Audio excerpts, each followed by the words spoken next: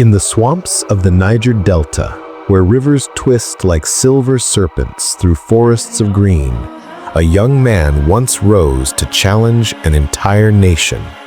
He was not a king, he was not a general, he was a student, a soldier, a dreamer, and a rebel with a cause.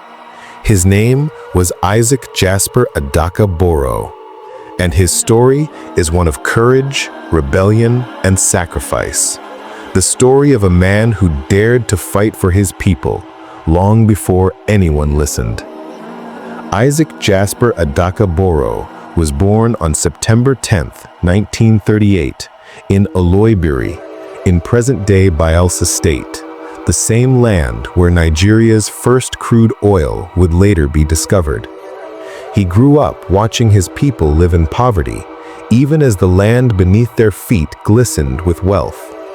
Oil flowed from their soil, but the rivers carried away only pain and pollution.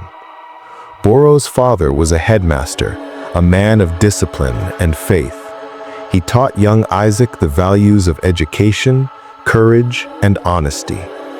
Boro excelled in school and earned admission into the University of Nigeria, Nsukka, to study chemistry. He was intelligent, outspoken, and fiercely proud of his Ijaw heritage. But something burned inside him, a question that haunted his every thought. Why must the Niger Delta remain poor while the oil from our land makes others rich? In the early 1960s, Nigeria was young, barely independent. Yet corruption, tribal politics, and inequality were already eating deep.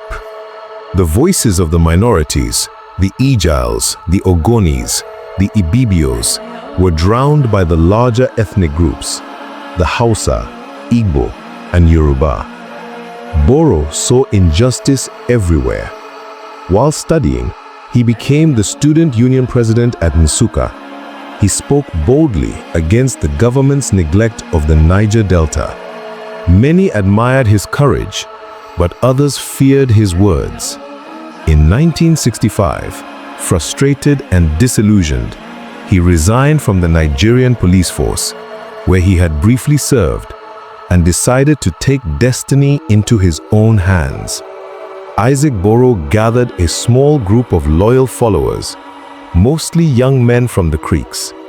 He called them the Niger Delta Volunteer Force, the NDVF. They were few, barely 150 in number, but they were determined to make their voices heard. Their mission was clear: to declare independence for the Niger Delta Republic, a land that would control its own resources and destiny. On February 23, 1966, Boro made his historic declaration. Today is a great day, not only in the history of the Niger Delta, but in the history of the entire black race. We are going to demonstrate to the world what freedom means. And so began the 12-day revolution. For nearly 2 weeks, Boro and his volunteers fought fiercely against the Nigerian federal forces. They captured oil facilities, set up roadblocks, and controlled parts of the Niger Delta, from Kayama to Yenagoa. But they were outnumbered and outgunned. By March 7, 1966, the rebellion was crushed. Boro and his men were captured and taken to Lagos in chains. The Nigerian government charged Boro with treason, a crime punishable by death. In court, he stood tall, defiant, and unbroken. When asked why he rebelled, he replied, "I did it for my people, for the forgotten sons and daughters of the Niger Delta." The court sentenced him to death by firing squad, but fate had other plans. In January 1966, Nigeria itself fell into chaos. A military coup overthrew the government, and a counter-coup soon followed. Boro's sentence was never carried out.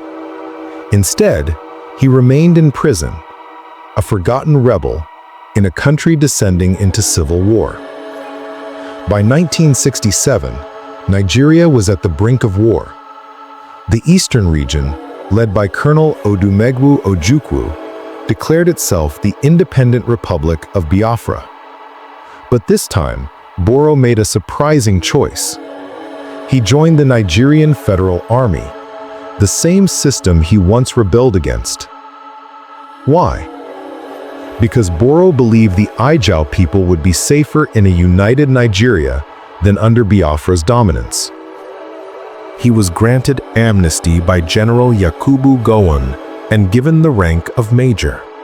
Leading the newly formed Niger Delta Brigade, Boro fought bravely to liberate the Niger Delta from Biafran control. Under Boro's leadership, the Niger Delta Brigade recaptured key towns, including Bonny Island and Port Harcourt, vital oil-producing areas. But as victory neared, tragedy struck again.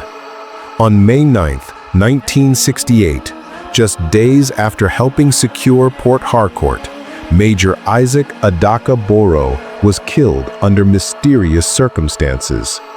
Some say it was an ambush. Others whisper it was an inside betrayal. No one knows for sure. He was only 29 years old. Though he died young, Isaac Boro's dream lived on. He became a symbol of freedom and justice, not just for the Ijaw people, but for all who dare to speak truth to power. Today, streets, schools, and even universities bear his name. Every May 16th, the people of the Niger Delta celebrate Boro Day, honoring the man who first fought for their rights. He lived for freedom. He fought for dignity. He died for justice. He was not just a rebel. He was a visionary, the voice of a forgotten people. He was Major Isaac Jasper Adaka Boro, the hero of the Niger Delta.